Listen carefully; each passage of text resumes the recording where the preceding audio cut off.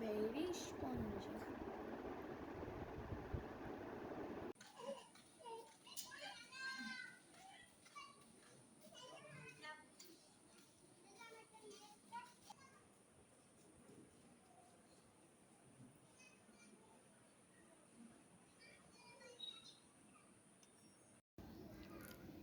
আসসালামু আলাইকুম, welcome to my family kitchen. আজ আমি আপনাদের তৈরি করে দেখাবো গোলাপ জামুন। এই রেসিপিটা একজন শেফের কাছ থেকে আমি নিয়েছি। একেবারে পারফেক্ট গোলাপ জামুন কীভাবে তৈরি করতে হয় তার পুরো প্রণালী আমি এই রেসিপিতে দেখিয়ে দিয়েছি। ভিডিওটা টেনে টেনে দেখবেন না, কারণ এক এক সময় এক এক রকম উপকরণ আমি দিয়েছি এবং এর মেজারমেন্ট যতক্ষণ ঠিক না থাকবে, মেজারমেন্ট যদি ঠিক হয় তাহলে মিষ্টিটা একেবারে পারফেক্ট হবে। তাই আপনাদের সবার কাছে অনুরোধ, আপনার ভিডিওটা পুরো দেখবেন, তাহলেই মিষ্টিটা আপনি পারফেক্টভাবে তৈরি করতে পারবেন। তো চলুন দেখে নেওয়া যাক কীভাবে আমি এই সুস্বাদু গোলাপ জামুনটা তৈরি করেছি। ডিম নেব।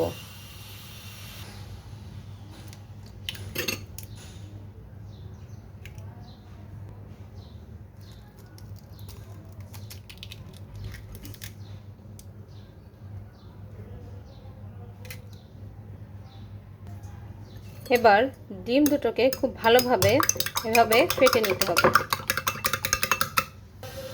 ডিমটা ভালোভাবে ফেটানো হয়ে গেলে, যেহেতু আমার 2টা ডিম, তাই আমি 2 টেবিল চামচ চিনি দিব। যে কয়টা ডিম সেই কয় চামচ চিনি। চিনিটা দেওয়ার পরে এখন খুব ভালোভাবে আবার ফেটে নেব। এবার এর ভিতর দেব 2 চা চামচ পরিমাণ পানি। এখন এটাকে আবার একটু ভালোভাবে মিশিয়ে নেব।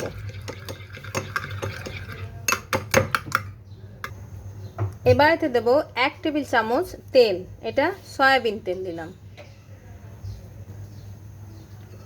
তেল দেওয়ার পরে এটা আবার খুব ভালোভাবে মিশিয়ে নেব। এবার ডিমের মিশ্রণটাকে একপাশে রেখে দিলাম। এখন আমি শুকনো উপকরণগুলো মিশাবো। এখানে আছে 1 কাপ পরিমাণ গুঁড়া দুধ। এটা চালনির উপর নিয়েছি এই কারণে যাতে এটা চেলে নিতে সহজ হয়। এবার নেব 1/2 কাপ ময়দা। দুধ যতটুকু নেব তার অর্ধেক ময়দা নেব। আপনি যদি 2 কাপ গুঁড়া দুধ নেন তাহলে 1 কাপ ময়দা নেবেন। এই মেজারমেন্টটা ঠিক না হলে মিষ্টিটা ঠিক পারফেক্ট হবে না, তাই মেজারমেন্টটা খুব খেয়াল রাখবেন। এবার দেব 2 চা চামচ পরিমাণ বেকিং পাউডার। সবসময় আমি একটা কথাই বলবো যে মেজারমেন্টটা সবসময় ঠিক রাখবেন। মেজারমেন্ট যদি ঠিক না হয় তাহলে মিষ্টিটা কিন্তু পারফেক্ট হবে না। তাই আপনারা চেষ্টা করবেন মেজারমেন্টটা ঠিক রাখার। এখন এটা প্রথমে আমি চেলে নেব।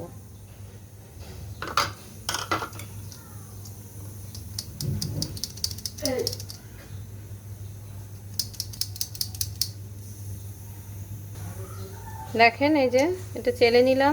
এবার শুকনো উপকরণগুলো আমি হাত দিয়ে খুব ভালোভাবে একটু এভাবে মিশিয়ে নেব। এই কাজটা ভালোভাবে করবেন, এটা খুব ভালো করে মিশিয়ে নিতে হবে। সবগুলো উপকরণ যেন একসঙ্গে মিশে যায়।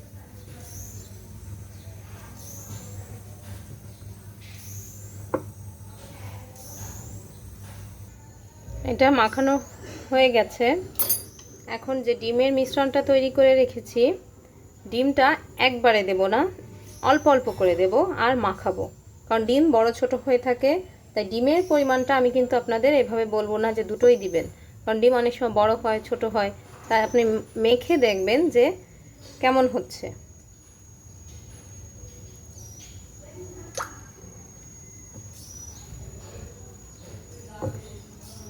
এভাবে অল্প অল্প করে মাখাবেন, খুব বেশি একসাথে দিয়ে দিবেন না।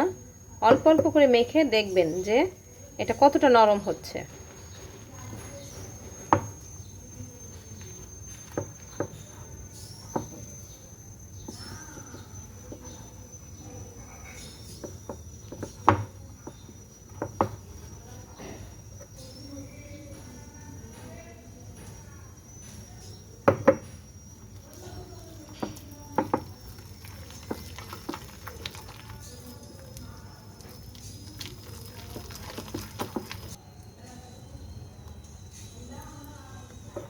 দেখেন আমার ডিম অনেক কিছুটা রয়ে গিয়েছে।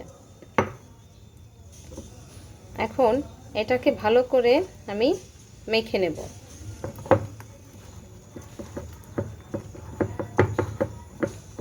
মাখানোটা কিন্তু ভালো হতে হবে। যখন আমার এটা মাখা হয়ে যাবে তখন আমি 1 চামচ পরিমাণ মতো এতে ঘি দিয়ে দেব। ঘি দিয়ে এর সাথে একটু আবার মেখে নেব।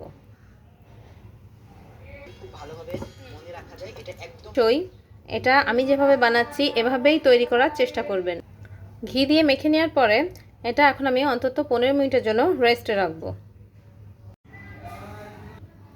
এবার আমি শিরাটা তৈরি করে নেব। প্রথমে আমি 2 কাপ চিনি নিলাম।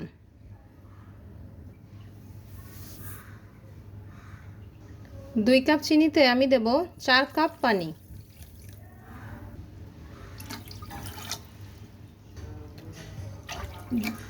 চার কাপ পানি দিলাম। মনে রাখবেন যে কয় কাপ চিনি তার ডবল পানি। 1 কাপ চিনি হলে 2 কাপ পানি। এভাবেই পানির মাপটা ঠিক রাখবেন। এবার আমি চিনিটা জাল করে নেব।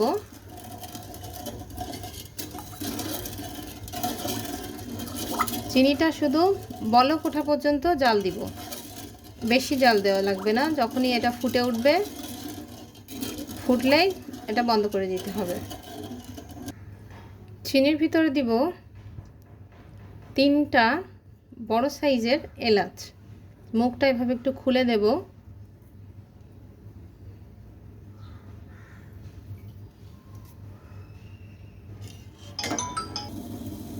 দেখেন চিনি আর পানিটা ফুটতে শুরু করেছে, তার মানে আমার শিরাটা তৈরি হয়ে গিয়েছে।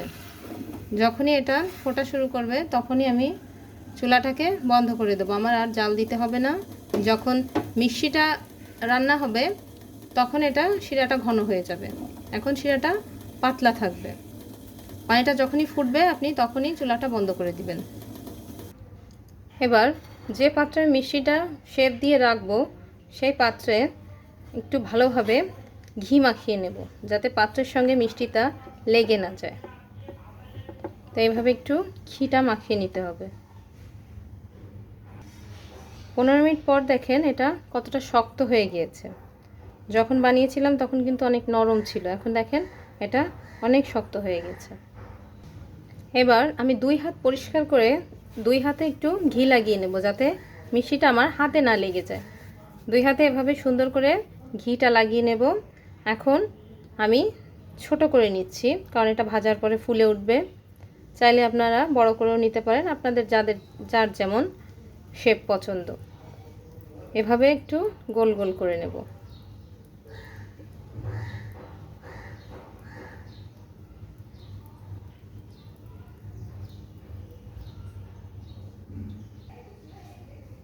এরকম গোল করে আস্তে করে রাখবো।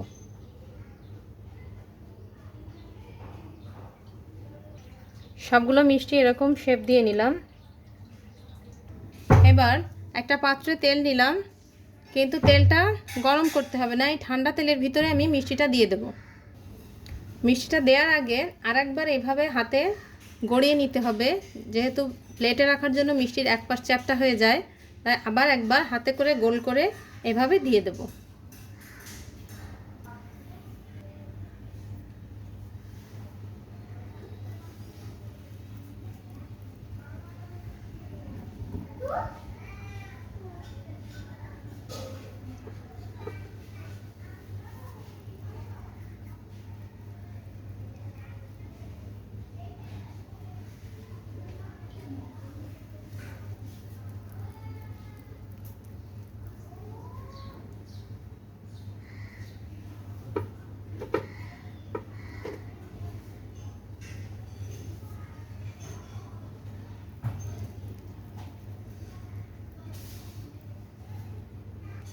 দেখেন মিষ্টিগুলো কিভাবে ফুলে উঠছে।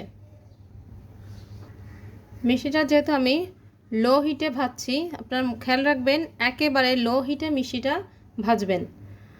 আর ভাজতে 8 থেকে 10 মিনিট সময় লাগবে, এর মধ্যে ভাজাটা কমপ্লিট হয়ে যাবে।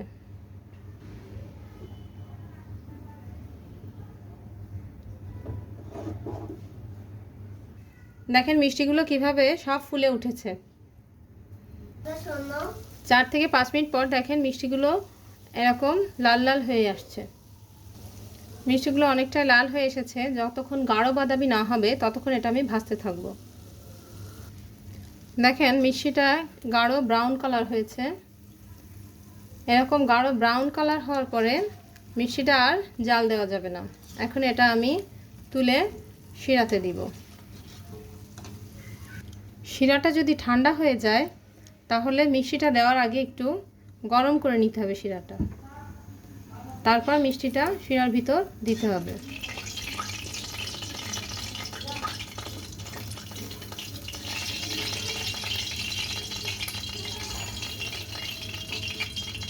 এখন মিষ্টিটাকে আমরা ঢেকে 8 থেকে 10 মিনিট জাল করব। 8 থেকে 10 মিনিট জাল করলেই মিষ্টিটা পুরো শিরার ভিতর মিশে যাবে। যেহেতু এটা গোলাপ জল তাই এর ভিতর আমি এখন এখন 2 চা চামচ গোলাপ জল দিব। 2 চা চামচ পরিমাণ গোলাপ জল দিয়ে দিলাম। গোলাপ জলটা দেওয়াতে মিষ্টির ঘ্রাণটা আরও সুন্দর হবে। এখন আবার ঢেকে দেব। 10 মিনিট জাল দেওয়ার পরে আমি চুলাটা বন্ধ করে নিলাম। দেখেন আমার মিষ্টিটা কতটা পারফেক্ট কালার এসেছে এবং মিষ্টিগুলো ফুলে কত বড় হয়ে গেছে। এখন আর চুলায় জাল দিব না। এখন চুলাটা বন্ধ করে এটাকে আমি ঢেকে অন্তত 2 ঘন্টা ঠান্ডা করতে রাখবো। না হলে মিষ্টিটার ভিতর শিরাটা যাবে না এবং মিষ্টিটা ভালো হবে না। আপনি সন্ধ্যায় বানালে সারা রাত রাখলেও খুব ভালো হয়। আর যদি না পারেন অন্তত 2 ঘন্টা মিষ্টিটাকে আপনি ঢেকে ঠান্ডা করতে রাখবেন। তৈরি হয়ে গেল আমার গোলাপ জামুন। দেখেন মিষ্টিটা কতটা পারফেক্ট হয়েছে, কতটা সফট হয়েছে। দেখেন একেবারে পারফেক্ট মিষ্টি হয়েছে। অবশ্যই বাসায় এটা ট্রাই করবেন। আশা করছি ভালো লাগবে। ভালো লাগলে লাইক, শেয়ার এবং সাবস্ক্রাইব করতে ভুলে যাবেন না। আজ এই পর্যন্ত। আল্লাহ হাফেজ।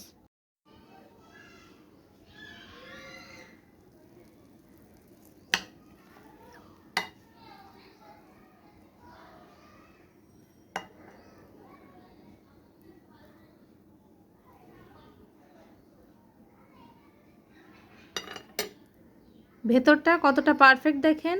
আর এই যে এরকম যদি বাসা বাসা হয় তাহলে বুঝবেন যে মিষ্টিটা পারফেক্ট হয়েছে।